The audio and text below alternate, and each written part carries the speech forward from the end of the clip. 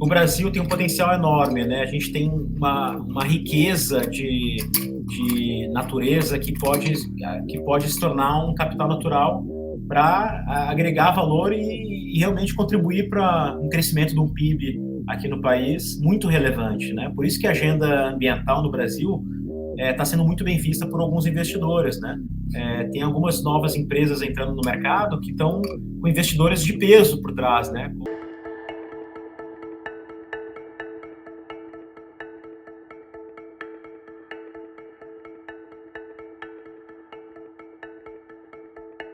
Olá, sejam bem-vindos a mais um episódio do nosso podcast Missão Desenvolvimento. Hoje vamos falar sobre um tema interessantíssimo que é o investimento na natureza. A natureza como um ativo muito rentável. É uma visão que muita gente ignora, né? Mas a gente vai mostrar aqui como investir na sustentabilidade pode ser algo extremamente lucrativo, extremamente rentável numa perspectiva de agro sustentável, de natureza que traz frutos financeiros mesmo, de retorno de investimento. Para falar sobre isso, a gente tem a honra e a alegria de receber o Felipe Vilela, meu querido amigo, grande conhecedor do tema, né, uma das pessoas que está na fronteira dessa discussão hoje no planeta. Então, para a gente é uma honra enorme poder receber o Felipe. Felipe, seja muito bem-vindo, agradeço muito você ter topado estar aqui com a gente. Já começo te pedindo para falar um pouquinho do que você tem aprontado, da sua trajetória, para as pessoas te conhecerem melhor. Seja muito bem-vindo.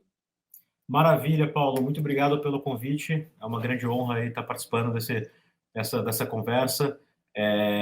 Foi um grande prazer também conhecê-lo no último evento do Banco Master, lá em Santa Catarina, e poder ter essa oportunidade aqui. Então, contando um pouco da minha trajetória, né? Eu venho de Porto Alegre, Rio Grande do Sul, e me formei em agronegócio sustentável na Holanda. Eu vivi 7 anos na Holanda por conta da minha trajetória no Brasil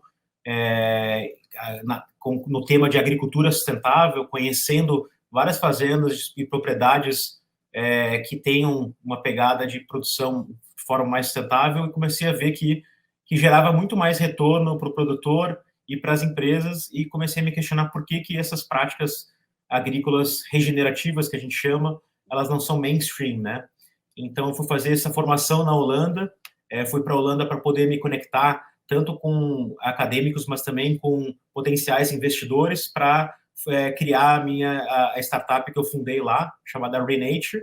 O curso, a graduação, desculpa interromper, é Agricultura Sustentável, essa é a graduação. International Food and Sustainable Agribusiness, né? Então, que legal. é formado em agronegócio sustentável, olhando para como melhorar a sustentabilidade dentro das cadeias produtivas das grandes commodities agrícolas, assim. Boa. Então foi bem bacana, porque eu consegui aprender bastante sobre a questão de como você reduzir os custos e maximizar a produtividade, olhando muito para um pilar da sustentabilidade, que é basicamente você enriquecer a saúde do solo, melhorar as questões de aumento de biodiversidade, e você conseguir ter um custo mais acessível e também ter uma rentabilidade maior por hectare. Você usa a natureza a seu favor, né? Exatamente. Então, você criando uma maior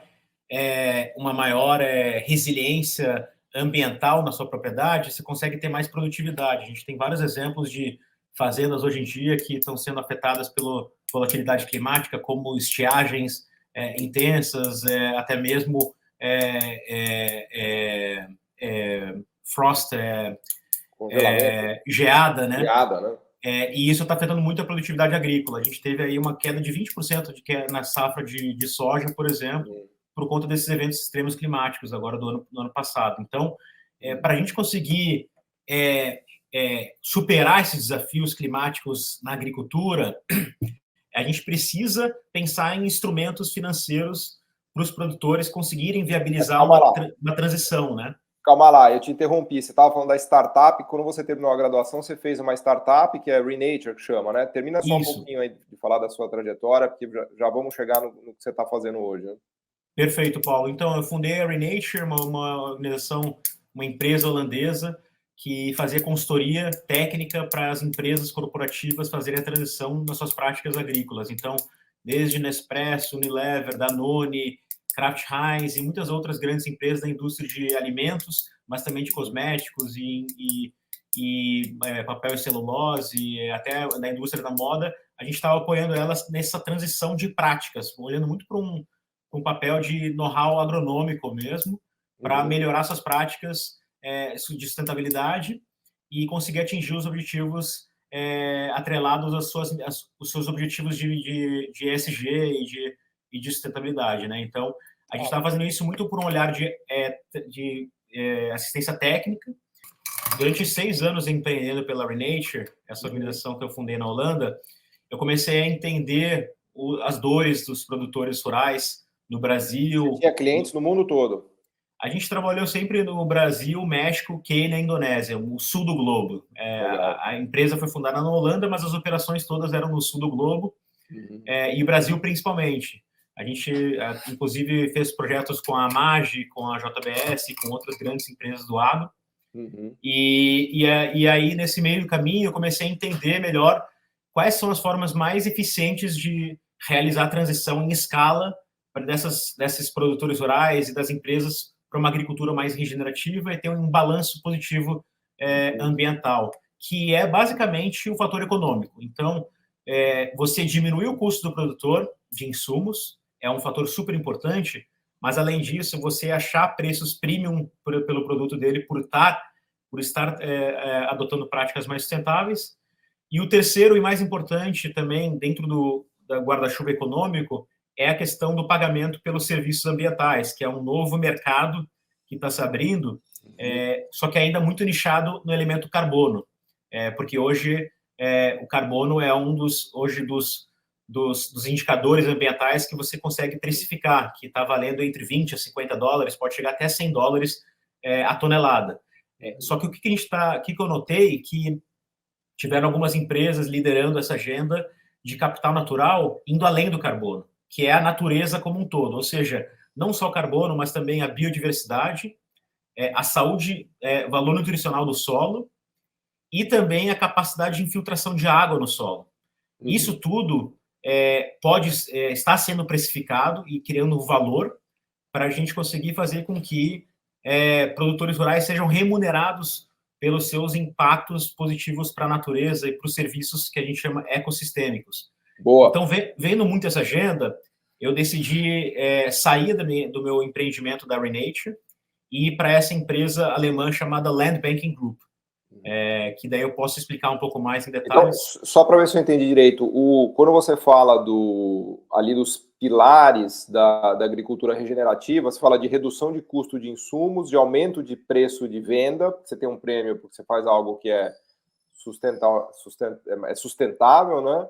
E você tem algum prêmio também por captura de carbono. São essas 3 frentes as frentes de econômicas, vai dizer? Isso. Os 3 benefícios econômicos está atrelado muito à redução de custo de insumos, porque você, ao você integrar espécies de cobertura de solo, fazer plantio direto, criar corredores ecológicos para contravento, para ter menos impactos e danos por conta da volatilidade climática, isso tudo faz com que você acabe diminuindo esses custos de insumos dos fertilizantes, pesticidas, herbicidas, e além disso, claro, você consegue acessar um prêmio no mercado pelo produto, então, principalmente culturas soft commodities, que a gente chama, café, cacau, você consegue um preço bem diferenciado, mas até mesmo os grandes commodities como soja, até mesmo a carne, hoje em dia está tendo uma demanda forte na Europa por preço premium para esses produtos. Então, esse é um segundo ganho econômico. E o terceiro, que está vindo com bastante força, que eu estou mais animado, é essa agenda de capital natural, né? Então, a gente conseguir quantificar os impactos positivos para a natureza, então, carbono, solo, biodiversidade e água, e remunerar os produtores por esses ganhos. A gente está falando de um valor de entre 100 a 300 euros por hectare que o produtor pode receber. Então, entre 500 a 1.500 reais por hectare que ele pode receber ano, e isso faz uma diferença bem grande quando a gente está falando de economias de escala, né, em produtores com muitas áreas. Dá um exemplo, se você puder, para a gente, Felipe, do que tipo de técnicas são essas, assim, só para as pessoas terem um sabor do que se faz numa propriedade para que ela use a agricultura regenerativa, né, de maneira concreta, assim, quais são práticas que usam a agricultura regenerativa e práticas que não usam. Se você puder dar um exemplo ou dois, assim, do que você acha mais interessante, mais legal para ilustrar. Perfeito, Paulo. Hoje em dia não existe uma taxonomia brasileira tropical para agricultura regenerativa, né? Tem uma global e a gente está fazendo parte de um grupo de conversa com a Embrapa, até com o Centro Empresarial de Desenvolvimento Sustentável no Brasil, o SEBDES, para criar essa taxonomia de agricultura regenerativa para o contexto tropical. Mas o que ela basicamente engloba? Primeiramente, ela é uma agricultura que é baseada em resultados, em outcomes, que a gente chama. Ou seja, você precisa medir os seus impactos de saúde do solo, né, o valor nutricional, carbono, biodiversidade e água, para você ver se isso tem um balanço ou não positivo na sua fazenda. Então, a gente fala que é muito mais outcome-based do que practice-based, né, muito mais focado em resultados do que em práticas. Mas, claro que a gente tem 4 práticas principais da agricultura regenerativa que estimulam essas práticas, que é a questão da transição dos insumos químicos para os insumos biológicos, que é muito importante. O segundo é a questão manter o solo sempre coberto, então usar espécies de cobertura de solo, porque o solo age como se fosse o nosso corpo, né? A gente precisa passar protetor solar para a gente não se queimar. O solo, ele age da mesma maneira, para ele não se queimar e ele ficar cada vez mais entrar em erosão e desertificá-lo, ele precisa essa cobertura vegetal para não desertificar. A terceira questão também, das práticas regenerativas, é você usar o plantio direto, então você não arar o solo. E quarto, e mais importante... O plantio direto é que você não ara o solo, é isso? Você planta... você tem aquela trincha que você passa no solo e ela acaba compactando e abrindo muito solo, tirando todos os micro-organismos necessários para ciclar nutrientes e manter a umidade do solo em períodos de muita seca. Então, o plantio direto... Mas o Brasil já é um país que está bem avançado nisso, os Estados Unidos está muito menos, é bem importante. O plantio direto, ele sacrifica menos o solo, é isso? Exatamente. E tem estudos de viabilidade econômica em agricultura regenerativa que mostram que só você fazendo plantio direto em comparação com a aração já impacta em 15% a 20% na rentabilidade por hectare. Então, isso que traz uma saúde do solo que reflete no balanço econômico final do produtor. E o quarto e último, Paulo, que é bem legal também, que é a diversificação da paisagem, você sair da monocultura, né? Você diversificar a sua produção. Então, hoje no Brasil tem a integração lavoura-pecuária-floresta, né? O ILPF, que é você ter uma área destinada para grãos, uma para pecuária, uma para floresta, enfim, e ter outras atividades para você diversificar o seu portfólio, que nem investidores hoje precisam, eles tendem a diversificar o seu portfólio de investimento para diminuir o risco. O produtor também deveria fazer a mesma coisa. Na própria fazenda dele, ele deveria ter todas essas culturas e áreas. Exatamente, para ele ter menos risco de perdas significantes naquela cultura que ele está apostando. Então, o produtor vai plantar só soja, se tiver um período de seca muito intensa no ano e ele acabar tendo uma perda de 15% de produtividade, ele não tem outra cultura para poder diminuir esse risco. E por isso que no Brasil, hoje, no Mato Grosso, você vê, por exemplo, muito produtor de soja fazendo rotação com algodão, por exemplo. O Brasil, para você ter uma noção, Paulo, é o único país do mundo que você tem 2 colheitas por ano. Então, é um privilégio muito grande, assim, a gente está no Brasil e trabalhando nessa agenda. E aí, usando essas técnicas regenerativas, a ideia é que os resultados que você tinha mencionado em termos de consumo de água, de geração de carbono, de manutenção do solo saudável, melhoram muito, é isso? Né? Exato. Você consegue medir isso?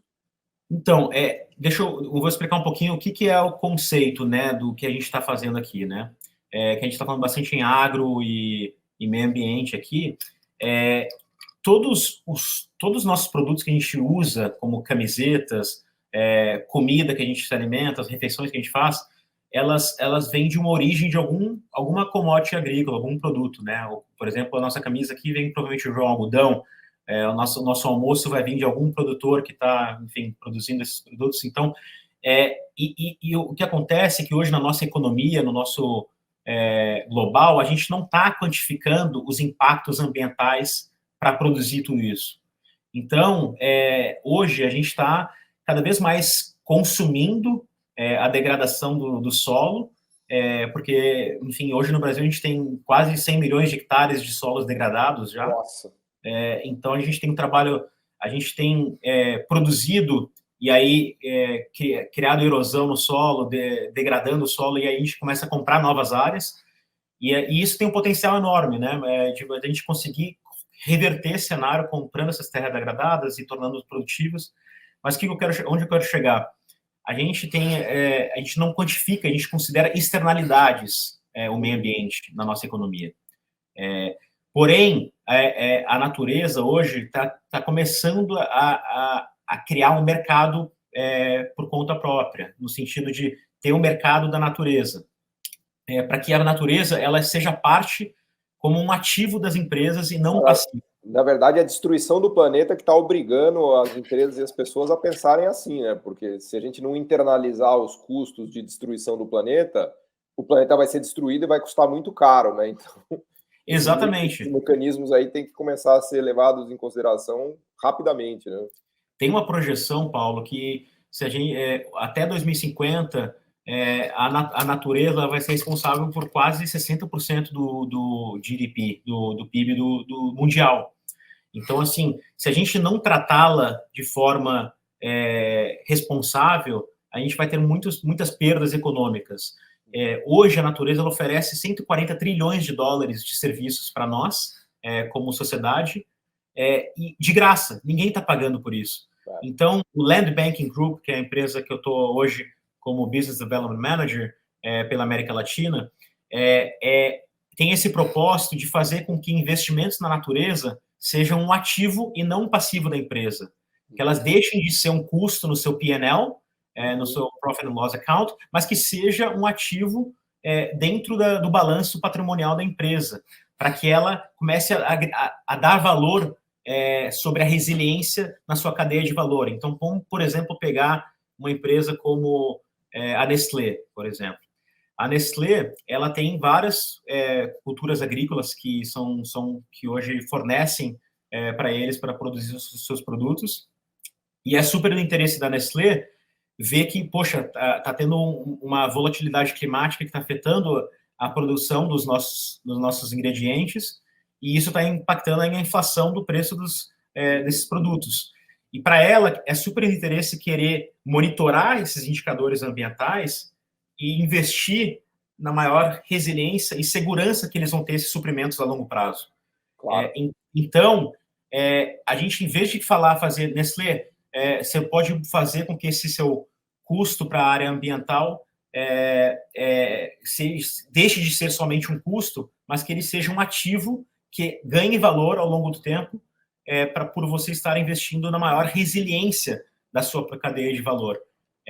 Então, assim, a nossa proposta aqui, como Land Banking, é criar uma ferramenta. A gente criou uma ferramenta já chamada Landler, que é de MRV, Monitoring, Reporting and Verification, de monitoramento dos indicadores ambientais a nível de carbono, solo, biodiversidade e água.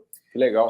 E a gente torna isso um ativo financeiro com um valor que eu tinha comentado de 100 a 300 euros, de 500 a 1.500 reais, que isso vai ser uma conversão, uma transação entre a empresa com os seus fornecedores.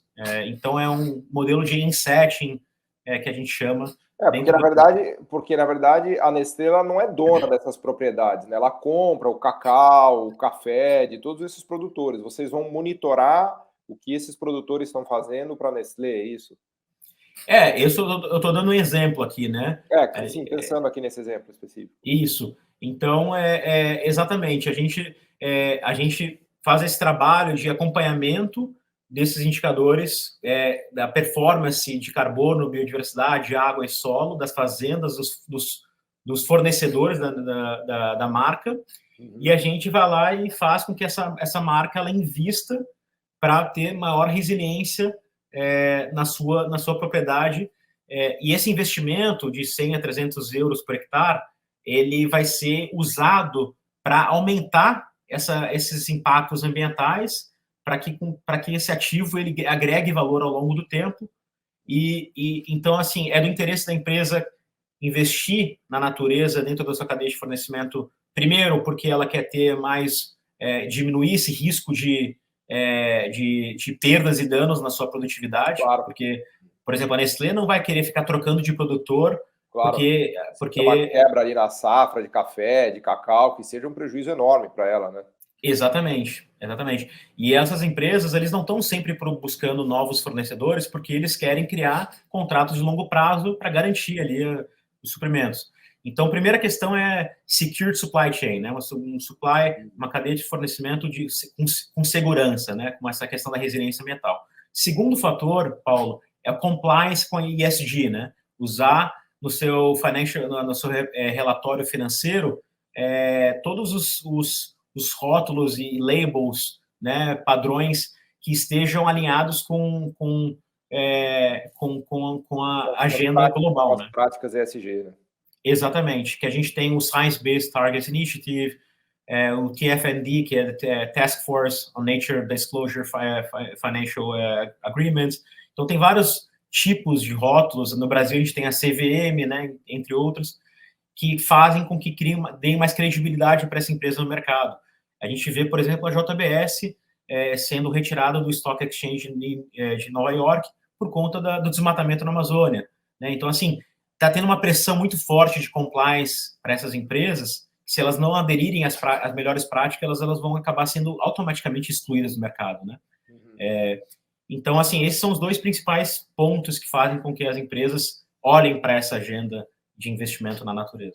A Land Bank fica onde? É uma empresa de qual nacionalidade? É de Munique, na Alemanha. Munique. Então, a base da empresa é em Munique. Isso, exatamente. Eu vou estar liderando aqui no Brasil, na América Latina, mas o time principal fica em Munique, na Alemanha. Legal. E os grandes clientes são clientes desse tipo, Nestlé, são grandes clientes que são consumidores de insumos agro, vamos colocar dessa maneira. Exato. A gente tem focado muito, Paulo, na indústria de alimentos, né, nas grandes empresas multinacionais, até mesmo pequenas e médias empresas também, dependendo do porte, mas também o mercado financeiro, porque a gente está falando com bastante asset managers, investidores e fundos que estão sendo estruturados para essa agenda ESG, porque a gente traz um elemento bem interessante como um valor agregado, que é monitorar esses indicadores e botar isso no balance sheet, né, no balanço financeiro. Então, as nossas conversas elas são muito mais com CFOs e com contadores do que, por exemplo, um diretor de sustentabilidade ou de procurement, de compra desses produtos, porque são eles que entendem melhor o nosso produto financeiro, né? A Land Banking Group que a gente chama de Nature Fintech. É uma fintech, só que ambiental, que foca muito nessa questão de fazer... É como se fosse um Airbnb, que em vez de ser a pessoa que tem a casa e a pessoa que quer ficar na casa, a gente está falando com produtores que querem vender o seu capital natural com empresas que querem comprar. Práticas, né? Exatamente. Boa, fantástico. E me fala uma coisa, você que tem uma visão privilegiada do mundo em relação a isso, você teve, né, morando na Holanda, teve contato com empresas, empresários do mundo todo, como que está o Brasil nesse cenário, assim? Porque imagino que você tenha feito análises comparadas, né? Você mesmo já mencionou que trabalhava com clientes de Indonésia, de Quênia, de México, né? Qual é a sua avaliação do Brasil nesse cenário, né? Eu sou um entusiasta do Brasil na agenda verde, né? Eu acho que o Brasil tem uma grande oportunidade agora que caiu no colo dele, que é essa transição climática, energética. Eu acho que essa daí é a grande oportunidade do Brasil se reinventar e voltar a achar o seu lugar no mundo, né? Mas eu queria ouvir de você, que é um insider disso, né? Você está aí dentro vendo como é que os países estão reagindo, como é que as empresas dos diversos países estão se comportando. Qual é a avaliação que você tem, Felipe, do Brasil nesse cenário? Perfeito, Galo. Gala, eu acho uma ótima pergunta. Eu acho que o Brasil tem um potencial enorme, né? A gente tem uma riqueza de natureza que pode se tornar um capital natural para agregar valor e realmente contribuir para um crescimento de um PIB aqui no país muito relevante, né? Por isso que a agenda ambiental no Brasil está sendo muito bem vista por alguns investidores, né? Tem algumas novas empresas entrando no mercado que estão com investidores de peso por trás, né? Como o Guilherme Leal, não sei se você já ouviu falar da ReGreen, que é uma empresa que foi recém-fundada também. Não, chama ReGreen. ReGreen, eles compram Legal. terras degradadas e eles estão fazendo trabalho de restauro em floresta nessas áreas. E tem nomes muito grandes por trás de investidores que estão apostando nessa agenda. Eu acredito que o Brasil ainda seja muito conservador, o mercado financeiro, para essa área, porque ainda não é algo muito tangível, e também porque ainda não está tão estruturado, e também acabou perdendo muita confiança por conta desse mercado de carbono. E o mercado de carbono é um mercado baseado em compensação, ou seja, uma penalidade nas empresas, até mesmo para investidores. Porque a gente está querendo mudar essa visão no land banking, de fazer com que investimentos sejam na natureza como um todo e sejam um ativo e não um passivo de penalidade para as empresas, sabe? Então, assim, a gente está querendo mudar esse conceito. Eu acho que no Brasil tem uma oportunidade bem bacana, porque tem uma estimativa bem relevante de fazer com que a bioeconomia ela acelere mais a preservação dos nossos ecossistemas, né, para a gente acabar diminuindo, contendo o desmatamento e melhorando as práticas agrícolas. A gente tem hoje, a gente conseguiu reduzir em 50% o desmatamento desde o ano passado na Amazônia, porém no Cerrado aumentou 43%. Caramba, eu vi esses dados, são preocupantes, né? Exato. Então, o Cerrado é um bioma super relevante que a gente precisa estar prestando atenção, porque as grandes commodities estão sendo produzidas lá, né? E, além disso, tem uma riqueza de biodiversidade que, se ela se degradar, a gente vai ter um colapso de biodiversidade que vai afetar a produtividade agrícola naquela região. As pessoas no Brasil tendem a não entender a correlação, por exemplo, com o desmatamento na Amazônia, com as chuvas que a gente está experienciando, enfim, com a volatilidade de chuvas e seca que a gente está experienciando mais para o centro-oeste e o sul do Brasil. A gente estava, por exemplo, agora lá em Balneário, não, lá em Santa Catarina. Em Blumenau. Blumenau, as chuvas lá, por exemplo, né? O que está acontecendo lá no sul impacta muito a vida do produtor, né? A gente que está aqui em casa comendo, a gente não consegue ver muito o impacto disso, porque a gente não está na ponta, né? Dependendo as chuvas do sul foram catastróficas para a agricultura. No Rio Grande do Sul, Porto Alegre ali foi muito afetado também, né? Santa Catarina e Porto Alegre sofreu muito com as chuvas nesses últimos meses. Né? Exatamente. Então, assim, o Brasil, por ser um país tropical e que tem um dos países que vai ser mais afetado, tem dados da NASA, por exemplo, mostrando que o Brasil vai enfrentar muitos impactos climáticos nas suas cadeias de commodities agrícolas, e a gente precisa urgentemente olhar como criar maior resiliência, senão isso vai afetar diretamente o nosso PIB, né? O agronegócio representa o que? 30% do nosso PIB, 25 a 30, né? Se eu não me engano. 25. 25. Então, assim, a gente pode aumentar esse valor se a gente conseguir agregar valor no meio ambiente, que é o capital natural. Essa agenda de capital natural e tornar isso um ativo e não um passivo das empresas vai fazer com que sejam muito mais bem vistos esses investimentos e que a gente consiga realmente criar maior resiliência nessas cadeias de fornecimento. E quando eu estou falando de mercado financeiro, Paulo, eu acho que é muito importante considerar que tem algumas empresas liderando essas agendas aqui no Brasil. Eu queria explorar esse canal aí de financiamento, né? O nosso podcast aqui ele é patrocinado pela Associação dos Funcionários do BNDES. O BNDES hoje está muito engajado nessa questão de financiamento verde, né? E eu imagino que essa questão dos canais de financiamento sejam chave também, né? Porque se você começa, de fato, botar a importância desses selos, dessas certificações, para que os financiamentos fluam, é um canal de alteração das práticas econômicas ambientais muito grande, né, Felipe?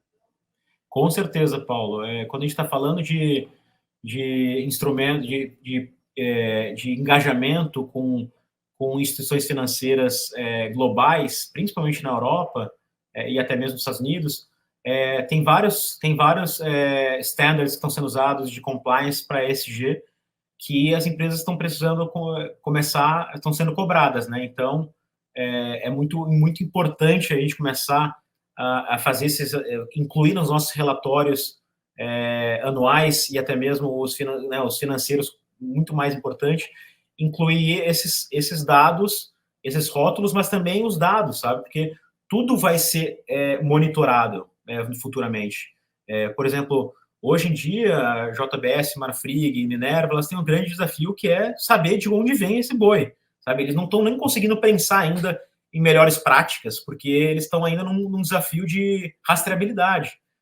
Então, assim, rastreabilidade é um fator muito importante para a gente saber de onde vem, qual é o impacto gerado e como a gente pode diminuir o risco, tanto reputacional, que é uma consequência, quanto o risco de perdas e danos nessas áreas que a gente está fornecendo. Então, o mercado financeiro tem o papel de criar instrumentos financeiros que apoiem essas empresas corporativas na transição, sabe? Porque, às vezes, não é um investimento próprio da empresa fazer essa transição, por isso que fundos de blended finance, esses tipos de instrumentos alternativos, fazem com que viabilize essas empresas de fazerem essa transição, né? Eu tenho conversado bastante com a JGP e com outros assets aqui no Brasil para pensar em instrumentos financeiros que viabilizem esse tipo de arranjo, né, de apoio para as empresas. Até porque você tem um funding de governo mais barato para entrar nesses fundos, né? Me faz lembrar, por exemplo, o Fundo Amazônia, que o BNDES está pilotando. Ele tem dinheiro público para financiar isso de forma mais barata, né? As gestoras podem manejar isso, né? Exatamente. Esse fornecimento de capital para práticas ambientalmente sustentáveis, né? Mas isso depende do engajamento das instituições financeiras nisso, né? Mas está acontecendo no Brasil? Já tem casos assim concretos? Está começando a ter cada vez mais, viu, Paulo? Por exemplo, instituições financeiras como bancos, por exemplo, o Rabobank está bem avançado. O Rabobank tem alguns fundos com Agri3, que é um dos asset managers deles, parceiros lá na Holanda, que estão atuando aqui no Brasil. A gente, inclusive pela minha empresa que eu fundei, a Renature, a gente estava envolvido num projeto com eles lá no Mato Grosso. Legal. Tem um investimento de 20 milhões de dólares no grupo LOX, que é um grande produtor de soja e algodão, e eles fizeram esse investimento blended, né, trazendo uma parte de retorno e uma parte de filantropia para viabilizar a transição, e o Rabobank está começando a fazer em mais outras propriedades. Então, esse é um dos exemplos, mas tem até mesmo com crédito de carbono atrelado a isso. E tem outras instituições, né, até assets como a JGP, que estão desenvolvendo vários fundos temáticos para ESG, como também investidores que estão investindo em projetos individuais, né, também. Bom, aliás, deixa eu fazer a propaganda do Banco Master também, onde eu sou economista. A gente tem uma área que está muito preocupada agora com ESG, com questões de sustentabilidade, né? Estou sabendo. O Thiago, aliás, eu nem sei se eu te conectei com o Thiago Camargo, que está ajudando a tocar essa área também. O Master está bastante envolvido nisso agora. Eu tenho falado bastante ali com o meu pai, que trabalha no Banco Master com vocês, para a gente pensar em criar algum arranjo para uma cooperativa agrícola do Sul. E as maiores cooperativas agrícolas do Brasil estão no Paraná, ali, algumas em Santa Catarina, Rio Grande do Sul, então acho que tem um potencial bem bacana ali no Sul também, de desenvolver algum tipo de instrumento também para esses produtores, com essa agenda de capital natural. Fantástico. E como é que você compara o que você viu lá na Europa? Porque você teve um tempo morando por lá. Você acha que o sistema financeiro europeu está mais avançado nisso? Como é que está a comparação do Brasil com os outros players, assim? Porque a minha sensação é que o sistema financeiro brasileiro é muito evoluído, assim, não acho que a gente fique muito para trás, não, mas a coisa está avançando mais lá. Como é que a gente está em termos de comparativos? Não, ótimo, Paulo. Eu acho que o Brasil, no Brasil a gente tem um apetite muito enorme assim para fazer investimentos quando alguma área estiver mais estruturada, né? Eu sinto que no mercado financeiro e no Brasil ainda está aguardando esse momento na agenda ambiental para fazer esse pulo. Tem alguns já pulando, assim como esses exemplos que eu dei da Regreen, né, e alguns outros fundos que estão sendo desenvolvidos, mas eu sinto que ainda tem uma parte mais conservadora e que eu entendo muito bem também por conta das incertezas, né? Então, mas assim, na Europa tá tendo muito mais avanços nesse sentido de investimento nessa área, tanto que a maioria de clientes, parceiros na área corporativa e financeira estão sediados na Europa, e alguns e também muitos nos Estados Unidos, assim. Então a gente ainda vê um mercado mais promissor para essa agenda, principalmente lá. O que eu acho que no Brasil vai ganhar, claro, conforme o tempo também, eu vejo muito potencial, mas eu sinto que ainda a gente é os followers, né? A gente segue o que os Estados Unidos ou a Europa vai fazer antes, assim, para meio que porque eles têm cash out assim para testar as coisas mais do que aqui. Mas eu acho que é uma oportunidade bem bacana do Brasil estar olhando para essa agenda, até porque senão esse capital natural vai acabar indo nas mãos dos outros países. Então, eu acho que o Brasil está na hora agora, e aí, claro, teve, por exemplo, o novo... foi anunciado recentemente até o novo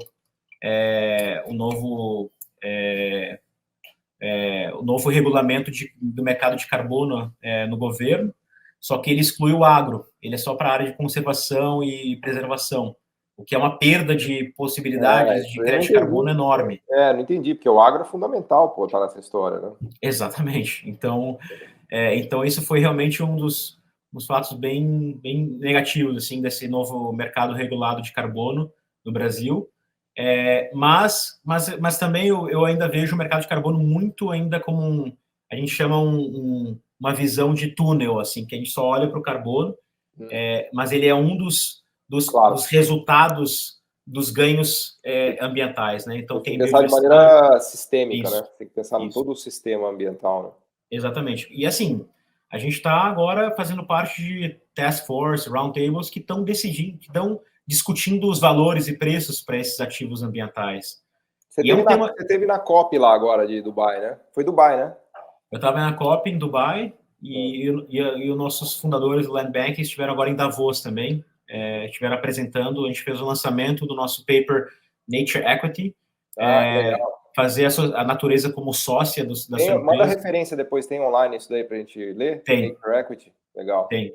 Que é muito legal, porque é tornar a natureza um ativo para as empresas e fazer com que ela seja uma sócia do seu modelo de negócio. Você sabe que até em economia, entre os economistas, tem um debate importante que está sendo liderado pelo Banco Mundial, que propõe uma nova maneira de precificar, de calcular o PIB, levando em consideração a destruição da natureza. Porque Exato. É um pouco daquilo que você falava. A gente faz uma conta assim, o PIB brasileiro cresceu 3%. Só que a gente destruiu o solo, a gente consumiu petróleo, tirou minério de ferro. Na verdade, a gente está depletando recursos naturais, né? E a depleção de recursos naturais é uma destruição, né? Ela deveria entrar numa conta de subtração, não numa conta de adição, né? Exatamente. Então, o Banco Mundial está fazendo essas contas já. Ele tem PIB recalculado, né, em termos de usando o conceito de depleção de recursos naturais, que faz todo sentido, porque está em linha com isso que você está falando de Nature Equity, porque se você está consumindo o seu equity, você não está gerando riqueza. Exato. Exato. Por isso que sustentabilidade e ESG ainda é visto com maus olhos, assim, porque ainda é como se fosse, poxa, só vai ser cash out, vai ter que sair dinheiro para eu fazer alguma coisa. E tem esse mindset de penalidade, de compensação, que acaba só criando penalties, né, para as empresas. E assim, a gente tem um modelo muito mais interessante, que gera muito mais valor. Inclusive, a gente está trabalhando com as maiores empresas de contabilidade, PwC, Deloitte, EY, com essas empresas para botar isso no balance sheet, no balanço financeiro da empresa, como um ativo e não passivo. Então, assim, gerar valor com esses investimentos para maior resiliência para as empresas, isso que vai fazer com que a gente tenha um modelo rentável a longo prazo, sabe? Se a gente não associar o impacto ambiental ao impacto econômico, a gente vai acabar sendo muito mais afetado lá na frente. E isso já está se mostrando para alguns investidores e fundos que foram estruturados há um tempo atrás nessas agendas, porque eles têm essa visão médio e longo prazo. E a gente é muito imediatista, né, como sociedade, que quer ver tudo a curto prazo, e assim, isso vai dificultar bastante assim, a nossa prosperação futura, né? O grande erro do planeta, né, e da economia dos economistas é essa ideia de que o meio ambiente é uma externalidade, como você muito bem colocou, né? O meio ambiente não é uma externalidade, ele é uma internalidade. Tanto é que o planeta está sendo destruído, está todo mundo sentindo isso na pele. O problema é como você coloca preço nisso, né? Como é que você coloca preço nessa destruição, coloca preço no investimento sustentável e no equity disso. Então, acho que a gente está caminhando para finalmente internalizar os custos ambientais e os retornos ambientais, mais do que custos, né? Que você tá falando. Exatamente, Paulo. Exatamente. Por exemplo, um café. Eu e você, a gente tomou um café hoje de manhã, provavelmente. E assim. Tomando aqui, ó. Aí, ó.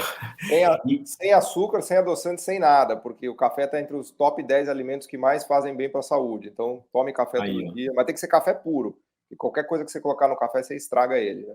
E café sustentável, exatamente. Exatamente. E, Paulo, e é legal porque, por exemplo, eu e você estamos tomando um café, provavelmente. Vamos dizer que a gente tenha pago o mesmo preço por esse café, e que, por exemplo, o meu vem de uma área que foi desmatada lá no Cerrado para produzir café, e o solo é super degradado, monocultura, e o seu café seja uma fazenda super sustentável, regenerativa, que te promove... O meu eu sei de onde é. O meu é da Colômbia e é orgânico, tudo bonitinho. E eu paguei mais caro, porque eu comprei no aeroporto de Bogotá e sei que é um café maravilhoso e ambientalmente sustentável.